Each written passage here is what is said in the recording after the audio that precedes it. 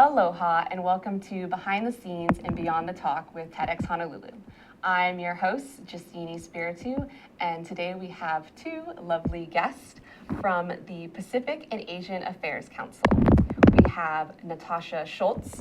She is the high school program director, and we also have Niki Shisido, who is the Community Relations and International Visitor Leadership Program Coordinator. It's a mouthful. Yeah, awesome. Thank you guys so much for coming. So we'll start out with hear a little bit about your mission, kind of recap what our partnership has been with TedXHonolulu, then get into more details with the program, and then I'm interested to hear a little bit more about each of your individual background. All right, so yeah, let's start with just a general blurb of what the Pacific and Asian Affairs Council is. It sounds kind of really formal and... Yeah, it does, and I can describe it in a really formal way as well. But we do a lot of actually really fun things around global affairs. But first of all, thank you for having us here. We're really pleased to have this opportunity to talk about no PAC. problem. I'm stoked. So we're PAC, we're a nonprofit organization. We're a global educational nonprofit. And so all of our programs, and we do have quite a few programs, our goal is to promote greater international awareness and understanding. In a nutshell. Yes. We do a lot of person-to-person exchanges or meetings between different people from different countries. So really at the personal level, trying to build a better understanding between different people, different countries, and especially with young people to kind of open the world to them. Yeah, definitely. Yeah. And this is only focused on Hawaii, or you guys mentioned you're part of a national network? So we're part of the World Affairs Council of America, and so we're the Hawaii World Affairs Council, so we focus only for the community in Hawaii. Okay, great. And then one of the things we kind of talked about, I think there's a lot of similarities in the mission between PAC and TedXHonolulu. We kind of focus on taking our local leaders or local residents and folks with ideas and putting them up on a stage to present to their community, as well as give them the global network that is TED. And you guys are doing something similar of taking people out into the global community. Yeah, so that's really awesome. And so it's interesting too of TEDx, we have folks on stage doing a presentation versus kind of immersion. Yeah. Well, actually, I watch a lot of TED Talks, and it inspires me a lot because one of the things that we work on a lot with our youth are how to tell your story. Because we take these young people out into the world, to China, to Korea, Japan, Vietnam, and other places through other programs as well. And sometimes they come back and they have this compelling story and these amazing experiences inside of them, and they don't always know how to get that story out and tell people how they were impacted and what they're excited about and where they're going to go with that. So I think that for me, I've been watching a lot of TED Talks, how people tell their stories, and I'm still generating ideas about I want to help these young people tell their stories because they are the ones who are really carrying forward the mission of PAC because they're our constituents, our primary constituents, and they're in the schools and they're talking to their peers, and so that word of mouth is really the way that we get the word across, at least for the high school program. Yeah, that was one of the questions I had of how if they're really comprehending that this travel abroad and this immersion is about international and foreign affairs, since it is such a individual kind of experience to really understand how that is a small piece of something larger, like trying to have two different international communities kind of understand each other. Yeah, I think the answer is mostly yes. And at the same time, the personal experience is really the powerful experience for them. As young people, finding their way and having this really breakthrough moment. But at the same time, and they focus a lot on the personal friendships. We take them to schools, we take them into different organizations. They meet a lot of local people, and that's what really sticks to your heart. But at the same time, we do a lot of preparation work, especially with our summer study tour, where they're doing a lot of reading. They have guest speakers. They have a whole week to prepare. They have a reader. They either do projects or other kind of academic work. They read a book. So there's this different different levels of curriculum and kind of academic content to the trips.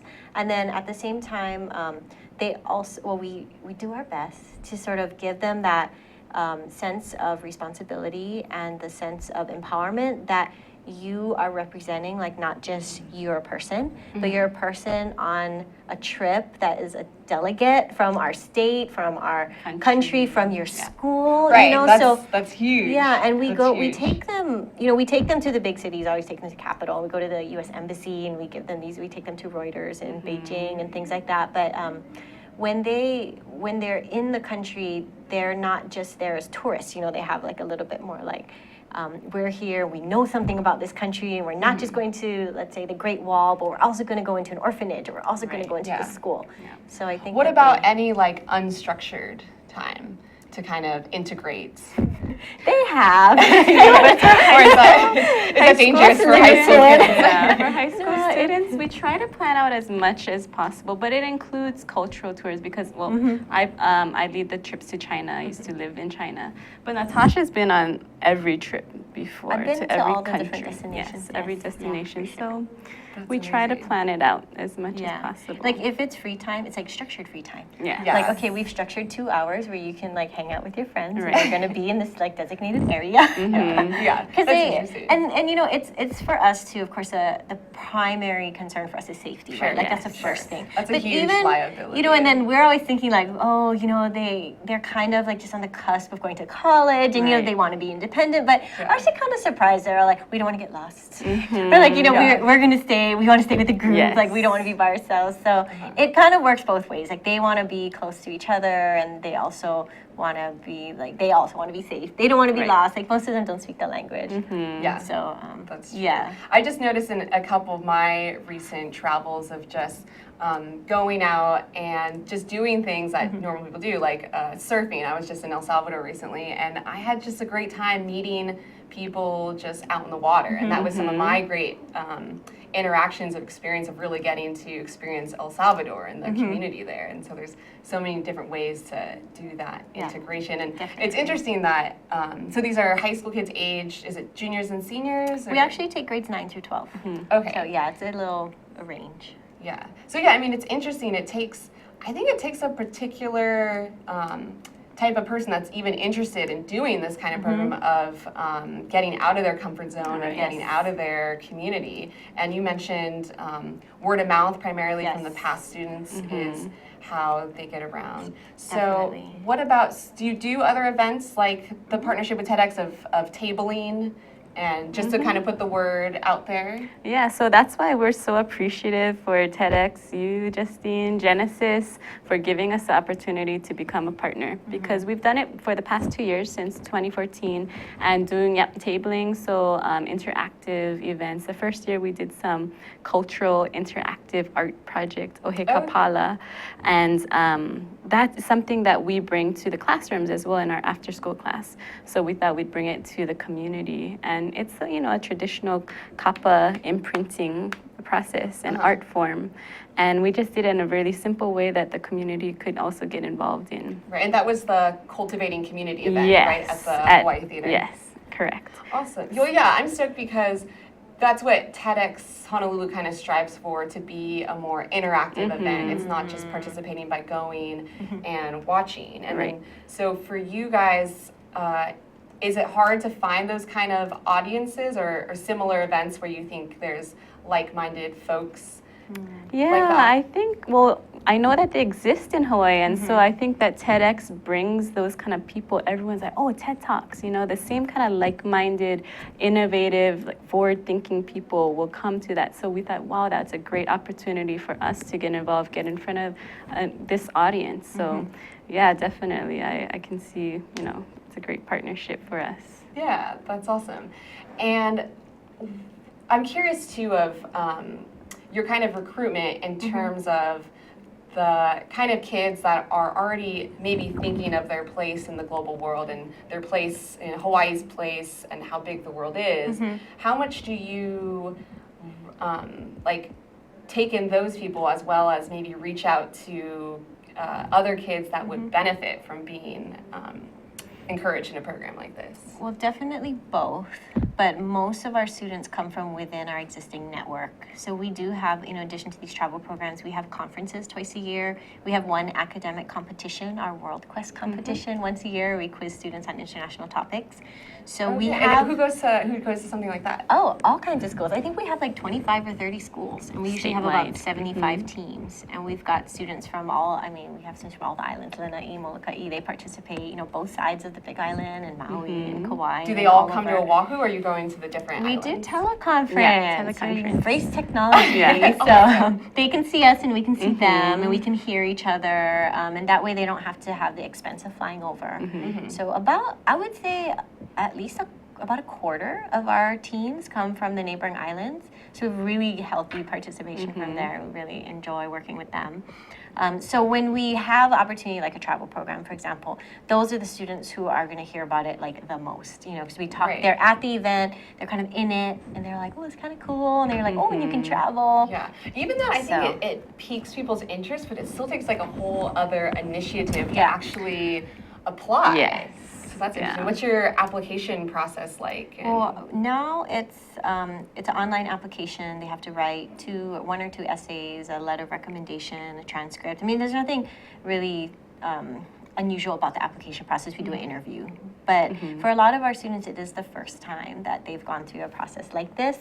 And then there's just different, I think, different checkpoints for the students. Like one is I want to go on the trip, or maybe I don't want to go on the trip. Because our students come from a lot of different schools, and I think a lot of students' first experiences, especially going overseas, would be with their friends or with like a class or something within their school with a teacher they know. Yeah. So we're already asking them like to go with students they don't know, to go with someone they don't know, to go with this different group, right? So you've got to have like a little bit of adventurousness to do that, which is why the former participants are the best, right? Because they come back and they say, oh my God, it was awesome. And then they might say like, oh, well, you know, I don't know anybody. And they, well, I didn't know anybody either, but there's these people, they're great. And they make such good friends on these trips, right? Because then, you know, they're kind of like-minded, right? So once they pass that checkpoint, then they have to, you know, fill out the application, write the essay. And what's the essay topics? The topic is usually, why do you want to come on this trip? What do you hope to get out of it? And what will you contribute to the group? So some iteration of those questions. And then for our trip that has the most scholarships is actually supported by the Freeman Foundation. We have like a sliding scale where some students get full scholarships and some students get half scholarships, and some students, you know, they'll get a different amount of scholarship, but they have to write another essay about like an international experience or how they've engaged in international affairs, and like through a PAC conference is a great way, but like what they've learned about the world or themselves as they've gone through this experience. So you have to do those two things. And some students, like for them, just writing an essay could be like a barrier. Right. Yeah. And then we say like, what? You can't write an essay to go on a free trip? I know, yeah. So you try to like encourage them over that. That's what you I know? feel like at this age now. I wish there's like so many young people. I want to like shake them and be like, come on, it's so easy. Yeah. When I was So your many age, you experiences. were in these programs. It's incredible that Yeah. like programs like this exist. Yeah. I And know, it's not when funny. we were around, right? Yeah. in high school. I actually was fortunate to travel overseas in high school, and I had to pay my own way. Right. And that's you like know? what Natasha said. I mean, one of the greatest things is that scholarships are available. So Yeah, so we're making these overseas travel opportunities available to students whose parents are not able to pay the. You know, I've seen programs for over $5,000, $6,000, $7,000, and so that is a real obstacle, is if you don't have the money to pay. So we've been pretty good, I think, at getting support. Like beyond the Freemans, we do have other sources of scholarships that we offer on certain ones of our trips, and so we've been able to open that up for people and young people and families who might think like, oh, there's no way we can send our son or daughter like on a trip like this, or you know, to go there. It's too expensive, or how are we gonna do it? So we're able to help with that. And are you guys in pretty close communication and contact with the other chapters around the nation? With certain things, like for example, the World Quest competition that I mentioned, about 50 of the councils have a World Quest competition, and then we all work, like the World Affairs Council in DC is kind of like the hub, and they kind of connect us all, like we do question banks and things like that. And then there's a national conference every Right. year where usually someone from our staff, usually our executive director, will go to Washington, and then she'll be able to meet the other people, the other staff, other high school program directors, other IVOP Right. directors. If not all WACAs have IVOP program, but some do. But it's also good because we can get grants from the association that brings programs to Hawaii. So, for example, was it last year or the year before we got a grant on human trafficking, and so that helped us to do a high school event and a community forum on spreading awareness about human trafficking, that it's a global and local issue. Yeah, definitely. So we're really So it sounds like you guys have a pretty dynamic menu of programs, and I still have a million more questions about every part of it. We're going to take a really quick 1-minute break and then get right back to it. Sounds good. Thank you. Hi, I'm Donna Blanchard. I'm the host of Center Stage here on ThinkTech Hawaii. Center Stage airs every Wednesday at 2 o'clock, and of course you can check out our archives on YouTube or on ThinkTech Hawaii anytime you like. Why should you do that? Because this is an arts show that I believe is making a difference in lives. We talk with artists of various ilk. We talk with painters and writers, playwrights, novelists, poets, sculptors, dancers, you name it, directors, actors, of course. And we don't only talk about what people do, but we talk about how they do it. And my favorite part of the conversation, we talk about why they do it. And it's really common on this show to hear people say, wow, I didn't think about it that way. And it's very common to hear people afterwards who have seen the show say the same thing. And I hear all the time that people are inspired by the conversations that we have. So why don't you join us and be inspired too? That's Center Stage on Wednesdays at 2 o'clock. We'll see you Center Stage. Aloha and welcome back to Behind the Scenes and Beyond the Talks with TedXHonolulu. Again, I'm your host, Justine Espirutu, and our two guests today are Natasha Schultz and Niki Shisido from the Pacific and Asian Affairs Council. So we were kind of going all over the place, getting to know more of your programs. One of the questions I wanted to ask earlier is, do you feel there is a really strong desire to have this global awareness within like our youth in Hawaii, or do you see a lot of what I imagine people nowadays that might be interested in something like this is kids that are already thinking about college that want to do business or politics or something like that? Do you still feel like there's a very wide interest in just learning your place in the world and having that global citizens awareness? I think it depends on the student, of course, but what I think a lot of students that come to our events are having a first experience. It is global issues and current events and things of that nature are taught in schools, but not as one of the core classes. So there's a lot of students who maybe they're like really focused on, their school and their sports, and maybe they're not really thinking about the whole world, and I think a lot of students, there's a lot of talk now about, global citizenship, like what does that mean, or having a global perspective, what does that mean, global community, interconnectedness, like all of these buzzwords I think are becoming more prevalent, and I don't think they know what to do with that.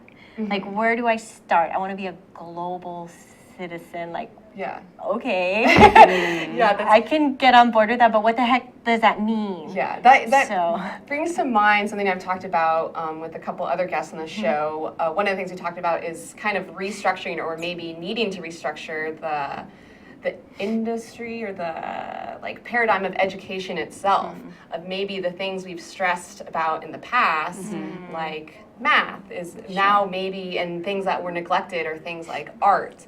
And maybe there's new things that need to be emphasized, like this global awareness and this idea of your identity in the world and how you participate and interact in it. I think you hit it right on the head, and that's something that our boss Jill always talks about is 21st century skills, and like learning to become a global citizen. And what does that mean, and how can you be a part of that? especially for kids in Hawaii, because it's easy to get isolated and feel Yes. isolated, even with the technology of internet and everything. But I think that's why, programs that like PAC that help to expose the world to students at a young age, it can really open their eyes. Yeah, definitely. It reminded me when I was a grad student, I was in a future studies class, and we had to like future create studies. a global structure.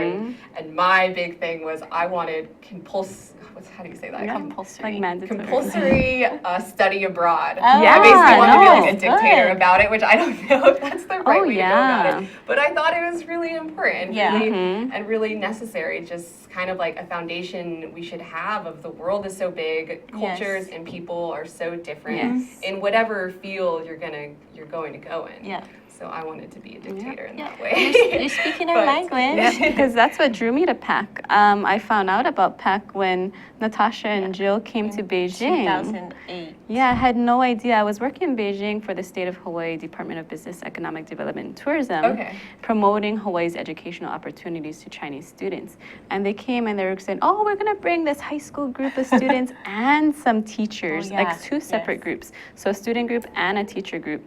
And can you help us set up some meetings in Beijing? So we're like, sure, but who is this PAC, And then I found out that we've been around PAC has been around for 60 years, and I'm like, why didn't I hear about this in high school?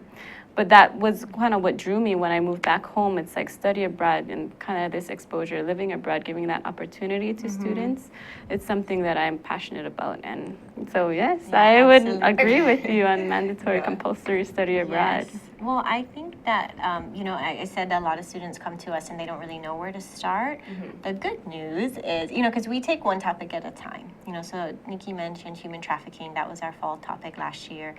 This fall, we're going to focus on microfinance.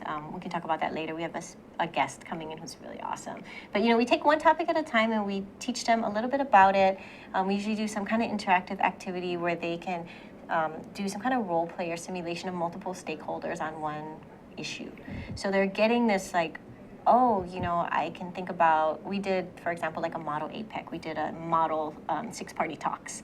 So if you're thinking about like everybody hates North Korea, like we're the United States and North Korea is this difficult country. And then we say to some students, you're North Korea, Right. Yeah. you're China. Now you need to, here's your list, the great dictator, our beloved father has set, these are your goals and you need to meet these objectives and you don't compromise until you hit 1, 2, and 3 and then they're going like, oh, but I don't like Yeah, I it. mean, I think that's definitely a great lesson in empathy and, putting yourself in different roles, because I think that just reminds me of maybe, media, we are kind of taught in a way, in terms of international relations, since I think for the most part, aren't so much in it, so we kind of rely on the media to say, what's going on, what's the perspective, who's the good guy here, who's the bad guy. If you have these kind of situations where you have to be put in that place and kind of get deeper into why they're acting that way, what's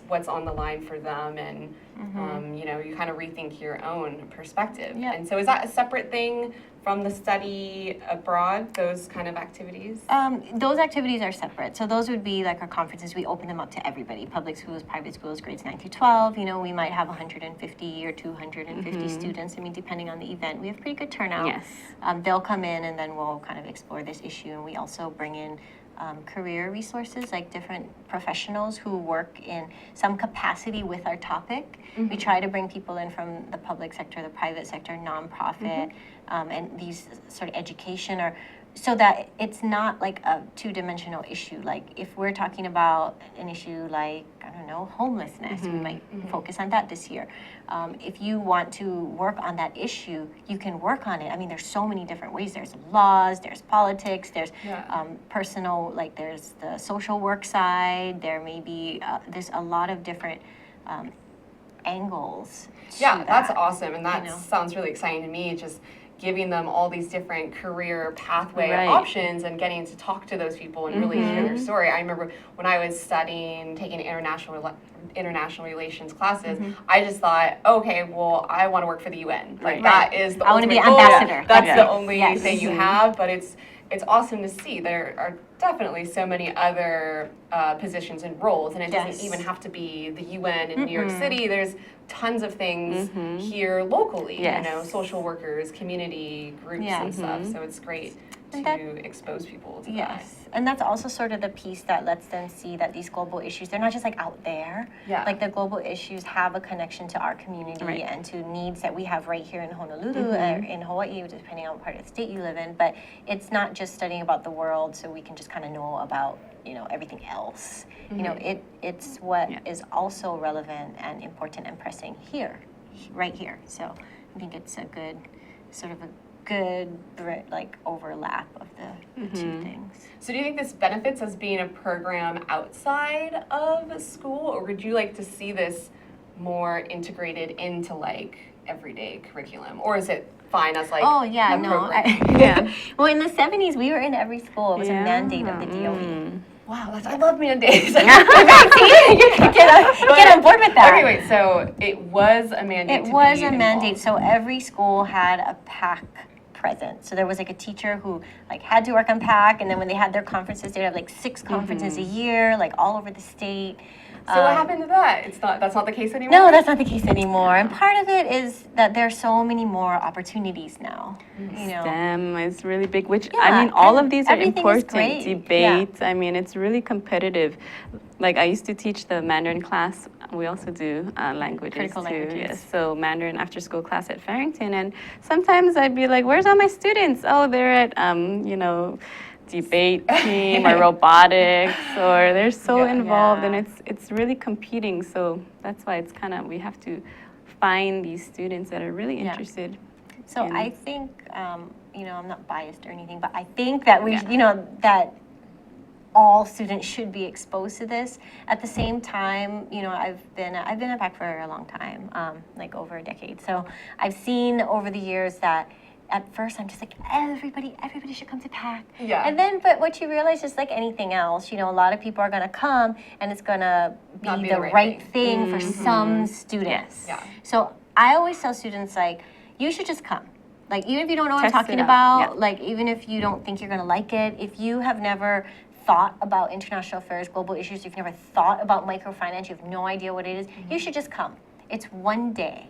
Yeah. You can come and you can see, and if you like it, then we have all these other programs for you. And if you don't like it, you can say, you know what, I don't like that. Yeah. All you had But to you- invest but then was you know. one day Yeah, then to you know find that you out. didn't like it, and yeah. then you can move on to something else. But And I you- love that idea of just, you know, exposing young people to as many things as possible so that they can find whatever path is for them. If they only have so many options and so many routes, then they're going to be possibly going down a route and a job and a life that maybe they're not super passionate about. Yeah.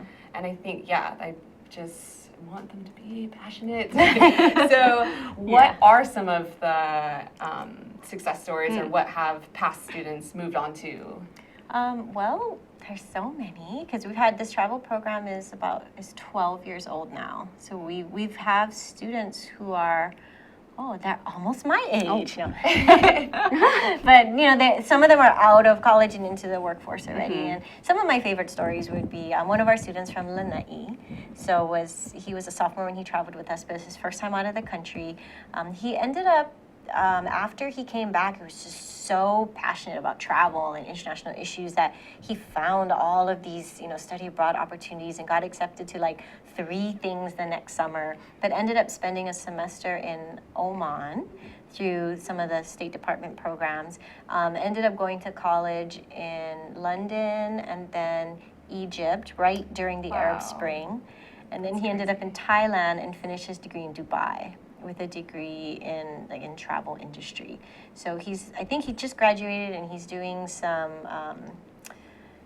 kind of postgraduate work experience thing in some of the 4-star, like the high class hotels and things in Dubai. Yeah. But So when is he staying in Dubai? Or do for you think now, he'll he come has back? to finish there. I don't know where he's going to go. He sent me an email and he said, hey, Natasha, I think I've been to more countries than you. I said, oh, really? How many countries is that? He's like, 34. And I was like, holy moly. I was like, okay, maybe. Yeah. That's it's awesome. Do you guys close. have somewhere where you can read? Do people do past students give like testimonials or kind of talk about where they're from? Do you guys have that on your website or? Well, right now we're trying to develop alumni a lot more because it is like our travel program, Natasha's saying, is our most impactful program. And yes, so we'd want to reconnect with our alum and share that with the rest of the community and see how inspiring it can be. Yeah, I'm curious just to read it and get Yeah, excited about it. we do.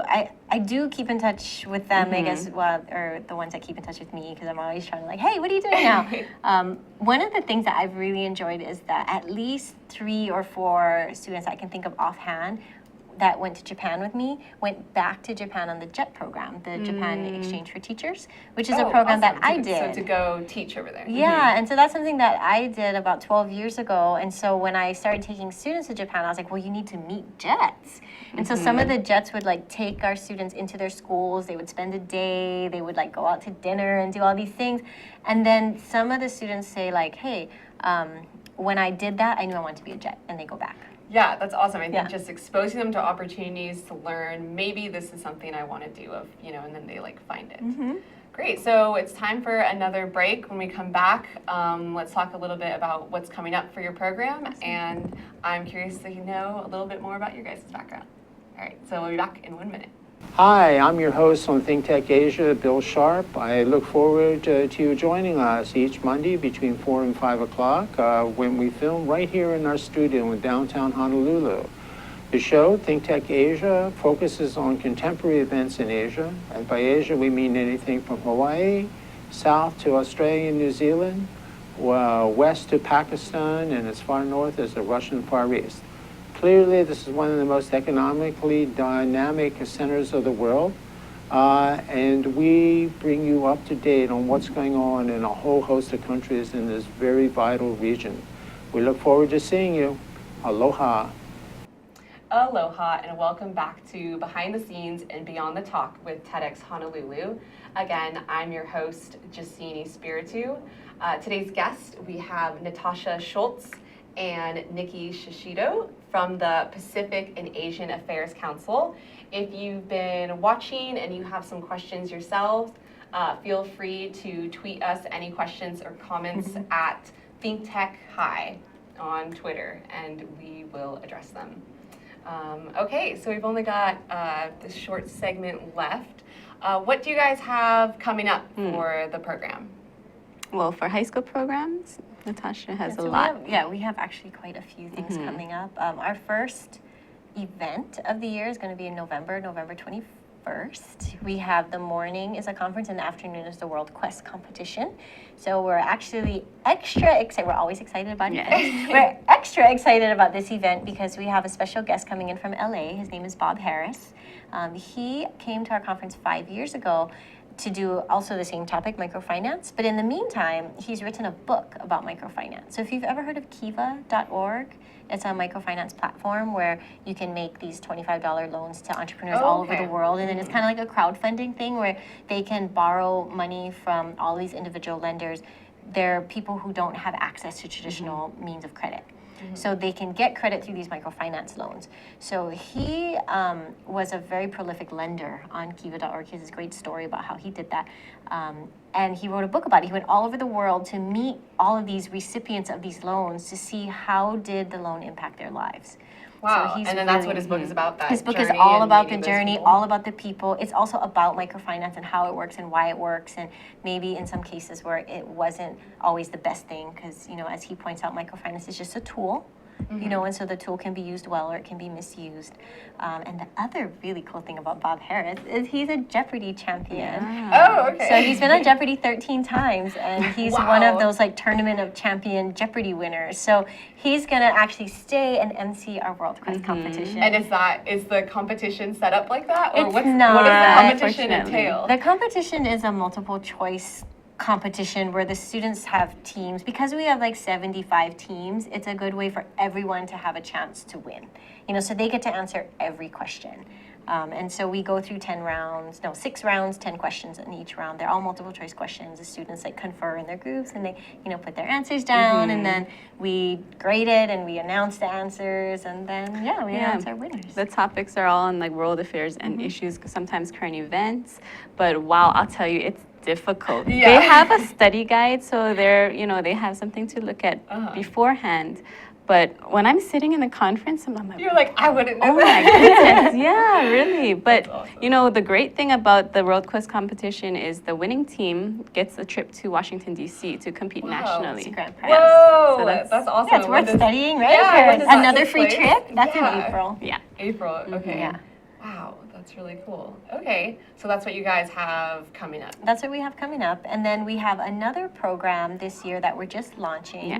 So we have support from actually the Qatar Foundation International, as well as the McInerney Foundation, to launch a global leadership program. So this is going to be a cohort of 20 students who engages with a leadership program from October through April. So they're going to go to an intensive 4-day camp, and then they'll follow up with 5 one-day workshops. They're going to have leadership roles at each of our conferences, and they're going to be just exploring these different questions, making these discoveries like, who am I? What is my place in the world? How do I take action on the things that matter most to me? What does it mean to be a leader? What does a leader do? How does a leader act? And it's just going to be it's our first year, so we're really excited about it. And so hopefully the students who come into the program will have some ideas that help us to meet what their needs are and what they're looking for. Awesome. That starts in October? Starts in October, so we're actually looking for students now, 20 students all across the state. And we're going to do one event in September, which is for the finalists will come together and have a leadership experience like we do. And these will be high school students, 9th grade through 12th grade? This is 10th and 11th grade Okay. students. Yeah. Wow. That's And exciting. then in spring break, there's one yes. open application right now, correct? We're taking students to New Zealand. I want to go. Yeah. I want to go to New Zealand. Over spring break. Is there an age cap? Because I really want to go to New Zealand. Yeah, there is. Last spring, we took a group of students to New Zealand. Teachers. And they were, teachers, sorry. I'm so focused on students. We took a group of teachers to New Zealand, and they were following the voyage of the Hopulea. Oh, awesome. So they did interact with the crew and the vessels, and also did a lot of cultural activities, and they stayed at the marae, and so they learned a lot about the Maori culture, etc. So this trip is, we don't have the Hopulea, unfortunately, which is like amazing to be able to do that, but we do have a lot of the same contacts and some of the same opportunities for students, so we wanted to let them walk in the footsteps of the teachers. Okay. And so is that your role of setting up these connections and bringing folks in, or? Not exactly. For me right now, I'm working on community forums, so that's also something that we do sometimes based on similar themes that are going on in high school programs, so like human trafficking. But also I'm working on the International Visitor Leadership Program, which is the premier professional exchange program run by the U.S. Department of State, and that brings emerging foreign leaders to the U.S. for a 3-week tour. They start off in D.C., and then they'll go usually to the East Coast, West Coast, and sometimes to Hawaii. So they're all here on a particular theme, like green technology, or sometimes, even right now I have a group that's protecting natural resources, national security, and we set up their meetings in Hawaii. So I'm creating their schedule.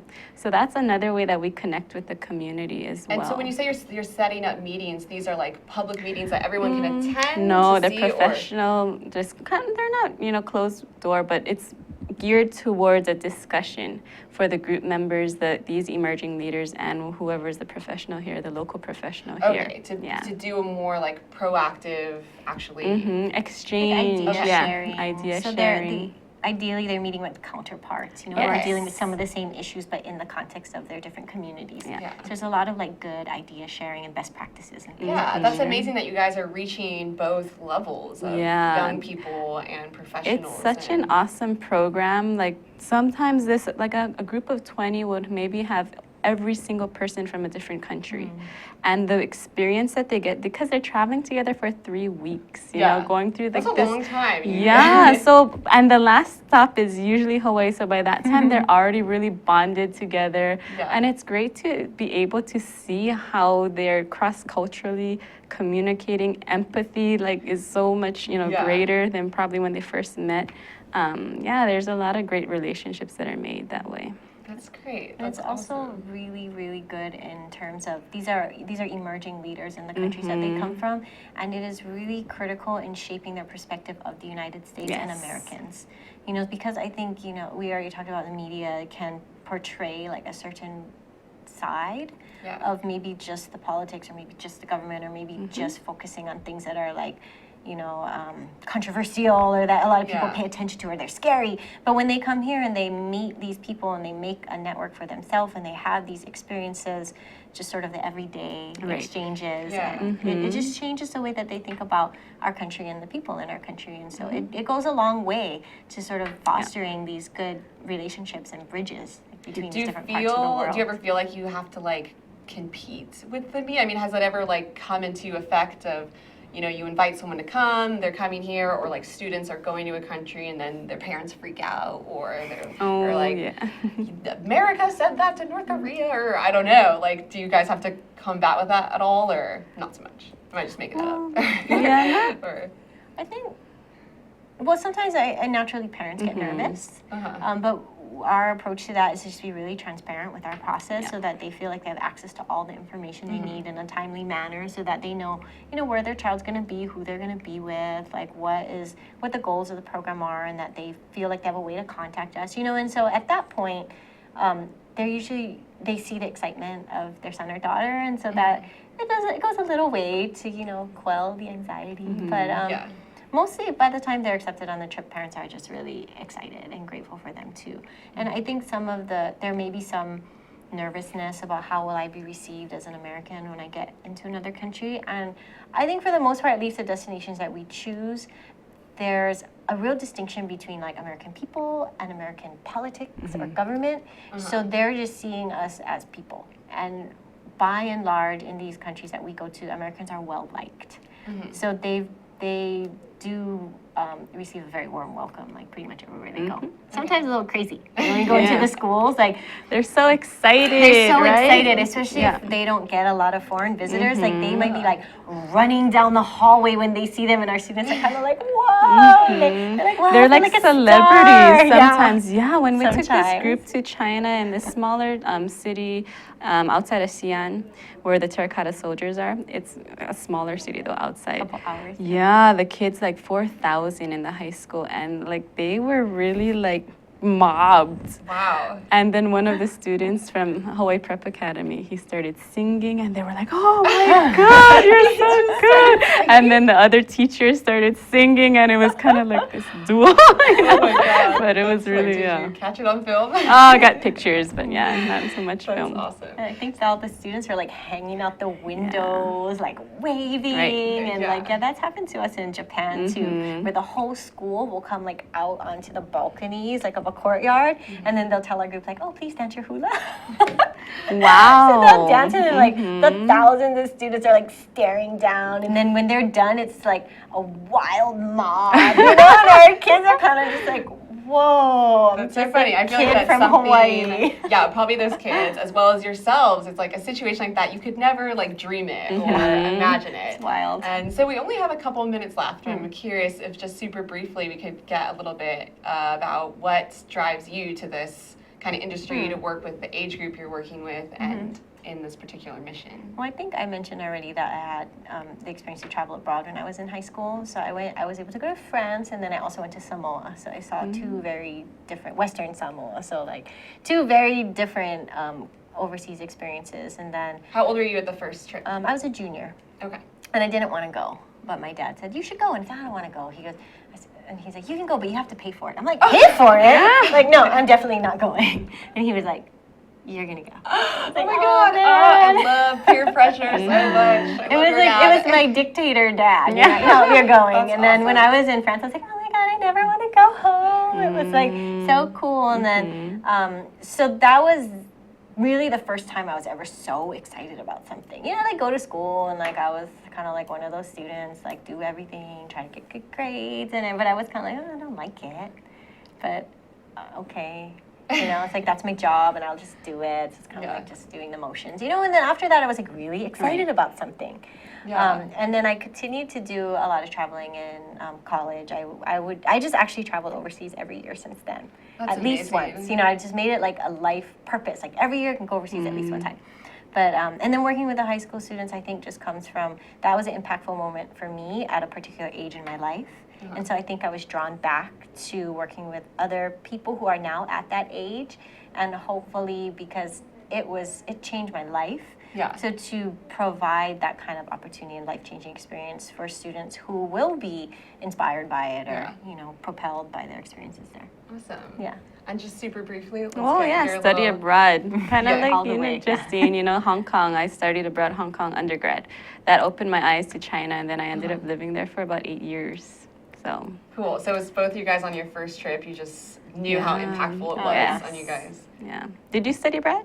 I didn't study abroad. What I did, when I was a freshman in college, I just took a history professor, and he happened to be focused on Vietnam, and he was just like, "Hey guys, I go to Vietnam every summer. It's a great place for young people to travel Southeast Yes, Asia." it is. All my friends, in high school, they went to Europe, and it kind of just seemed expensive. So me and another 18-year-old were like, "Oh my God, we want to go to Vietnam!" So we ended up going our like freshman summer, and that professor actually wasn't able to go, so we were completely on our Wow. own. But it was Didn't you cool. love it? Yeah, I love was Vietnam. stoked. It was 2 weeks and just completely on our own in a new place, and it was just really exciting. And then ever since then, I tried to find other opportunities through college to go to different conferences out there, and definitely use college to try to travel. Right.